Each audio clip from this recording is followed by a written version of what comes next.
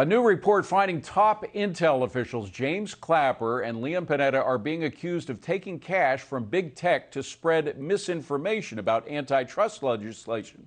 Now, you may remember the leaders tried to discredit the Hunter Biden story as Russian disinformation.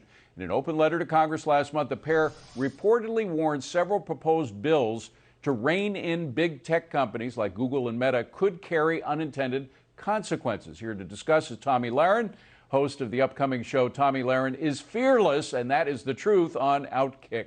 Tomi, great to see you. Thank you for being here. When we saw these guys on CNN and NBC and other legacy media, so-called, did you ever suspect that behind the scenes they may be pulling some water for those high-tech companies that were condemning the Hunter Biden story?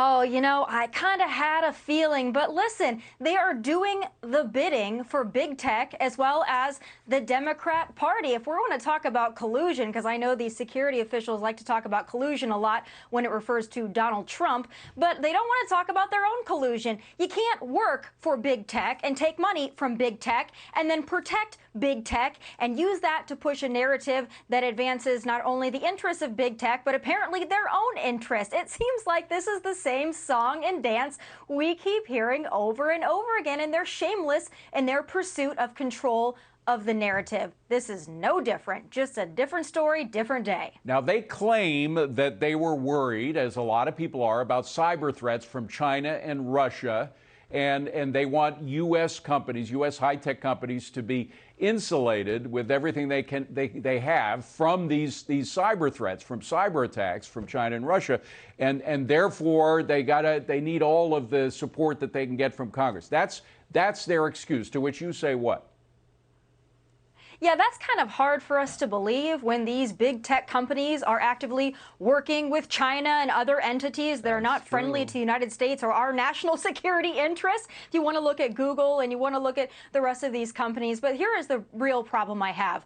Now, this is bipartisan to break up some of these antitrust bills and some of these things that are on the table right now. Bipartisan, because even Democrats understand that when these big tech companies control so much of the pie, so much of the narrative, it's dangerous. Now, if Democrats can get on board with that when they benefit from a lot of that, it's saying something. And I'm tired of hearing from some on the left as well that, their competition already exists. If you don't like being censored on big tech, just create something of your own. Well, the problem is they control such a big piece of the pie, it's impossible for other platforms to create their own platform and be sustainable in that right. So we need these antitrust. If there was ever an area for government to regulate, and I'm not a big fan of government regulation, but if there was ever a place for it, it's right here, right now. Well, although some people say, look at Elon Musk. Elon Musk is showing us that the free market does have a role here. The free market can possibly supplant big government's antitrust measures by allowing the market to kind of settle these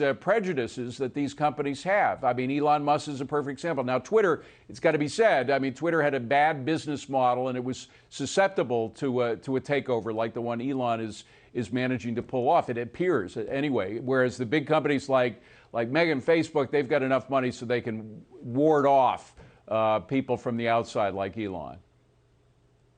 Yeah, but look how difficult it's been for Elon Musk to actually acquire Twitter. I mean, he wanted to bring free speech back, and look at the uphill battle that he's facing. And there are not enough Elon Musks in the world to compete against the big tech empires that have been created and largely protected by the Democrat Party. Like I said, though, it is very promising that there are some Democrats, Amy Klobuchar included, who want to break up some of big tech. So I think we should be working together on this, create competition. We don't need such a strict control of the narrative. Let the truth breathe and let the American people decide what they want to believe and what is truly misinformation. Tomi Lahren, great to see you, Tomi. Thank you very much. Appreciate it.